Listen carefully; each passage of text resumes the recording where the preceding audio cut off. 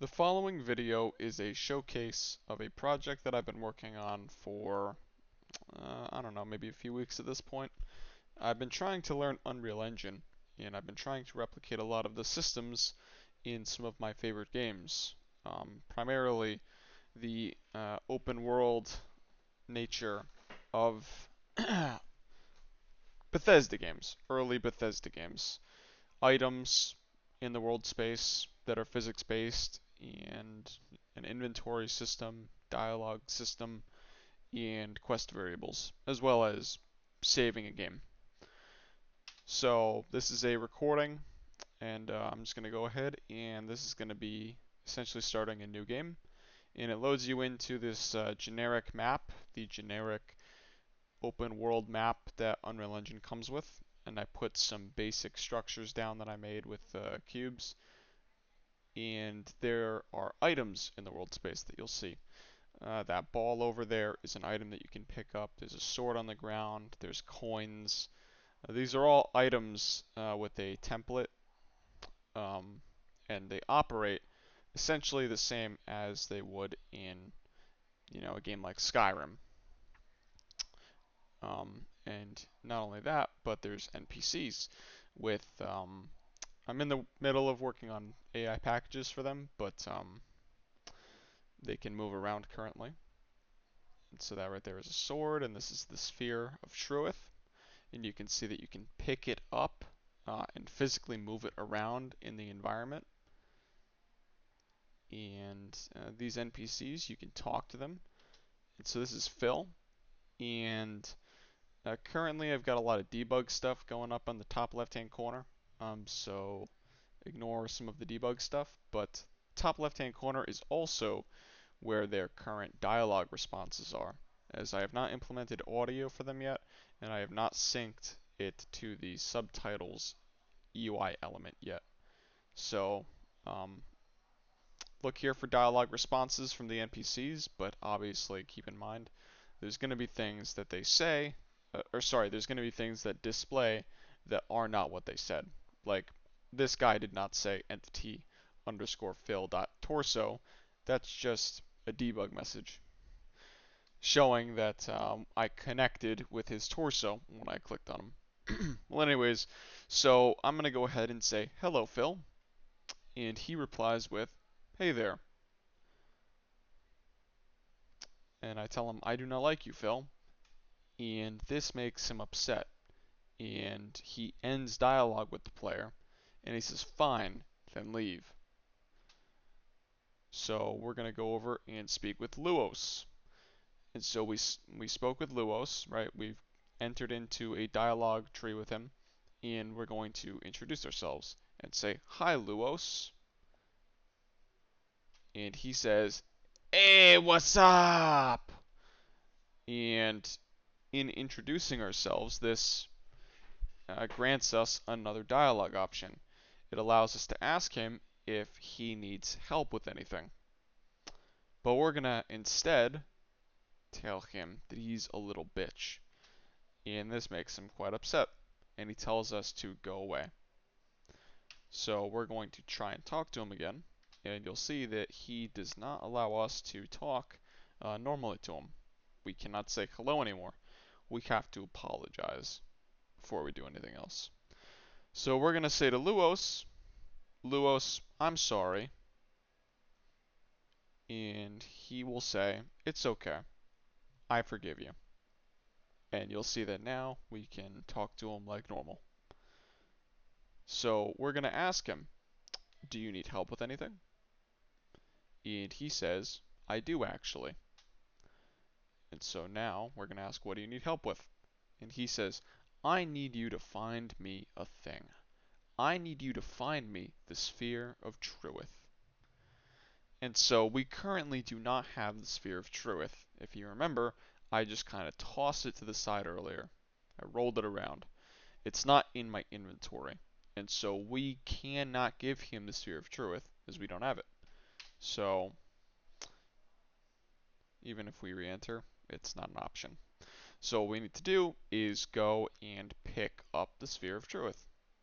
And that adds it to our inventory. and we can go back to them. But first, I'm going to display dropping items, because you can drop them out of your inventory, and it'll be just like it was before. And so we're going to go back over to them with it, talk to him, and now you'll see that we now have a dialog option to give him the sphere. And so if I open up my inventory while I'm talking to him, you can watch it disappear in real time. And the way that this works is it's not really manually done. I created a function that actually allows you to check for and remove specific inventory items. So that way you can replicate this with a lot of different scenarios, and be it in quests or part of the world, or whatever it be, um, which really streamlines the process.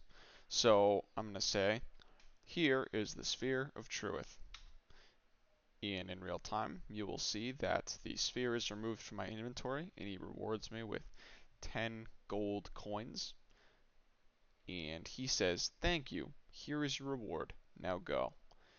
And I no longer have the ability to turn it in anymore. Um, and the quest is finished. This is a baseline for, how a lot of systems are set up in games like Oblivion and Skyrim and other RPGs.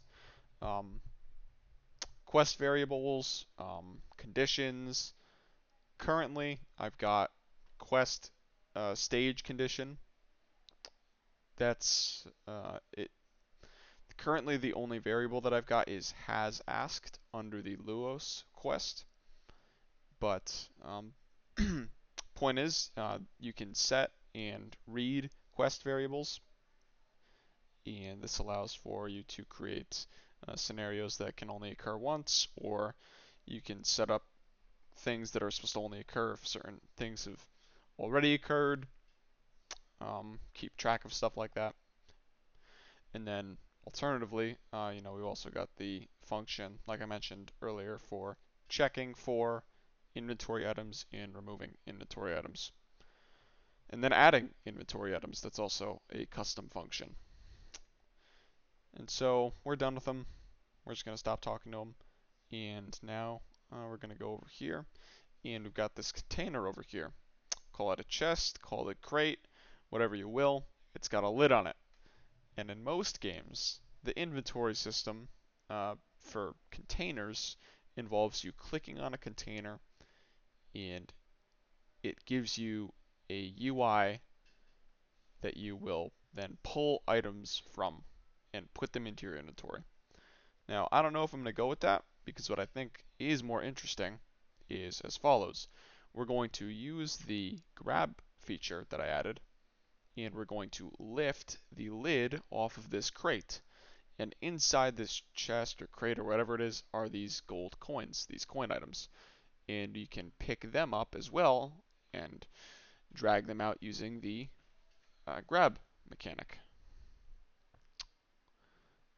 You can pick them up and put them in your inventory as well, as I will demonstrate. You can see a ton of line traces that appear whenever you try to pick something up. You can see them all are adding to my inventory. They are all adding to my inventory in real time. And so we're just going to put this lid back on the crate. And then in here, we've got this other crate.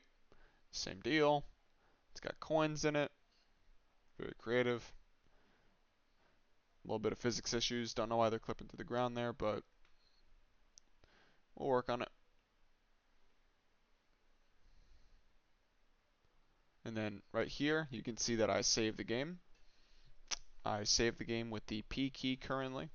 There's no UI element for it, but just know that this right here is me saving the game. It saves and stores the position of every actor in the world space, every savable actor, that is. Certain actors are not savable, Um, like the houses are not savable, all that, um, because they're static. They're never going to move. Nothing about those houses is really ever going to change, at least currently. However, physics-based things and NPCs, those all are saved. Ones that are spawned in are saved. Ones that are naturally placed, anything that moves, it's all saved. So the position of all of these coins, the state of whether or not it's been added to my inventory, all of that, my character's inventory, all of it. It's all saved. And then you can see here, I close out. This is the equivalent of actually closing the game. So I know it looks like I zoomed out a little, but that is the equivalent of actually like turning the game off. Uh, you know, and then I'm going to go ahead and start again. This is the equivalent of launching the game and loading the game at the same time. And so you can see that I've loaded back into the world and everything's saved. This is exactly how it was earlier. This is where my character left off. Um, Not the same camera orientation, but same location that my character was. It's the same location that those NPCs were in. That lid is still in the same position. The coins are in the same position. In fact, even my inventory has the same components, or contents, I mean.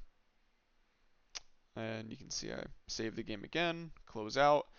I took the lid off of the container, and then when I load back into the game, you will see that the lid is still off the container. Those items are in my inventory, all of that. And so now you can see that I added a feature where you can drop those items and they will appear inside the world space. And not only that, but you can even save your game and those items will remain there. So we're just going to talk to Phil. And remember how earlier we told him, we don't like him? Well, we're going to finally apologize to him because it saved our dialogue interactions, and we had to tell him we're sorry before we could talk to him anymore. And so he forgives us. And we've got this sword over here. Can pick it up, add it to your inventory. Don't have weapons working yet, but yep. Luos, we've already done the quest for him. And yeah, so that's pretty much it. That's all I've got so far. I'd love to know what anyone thinks. Yeah.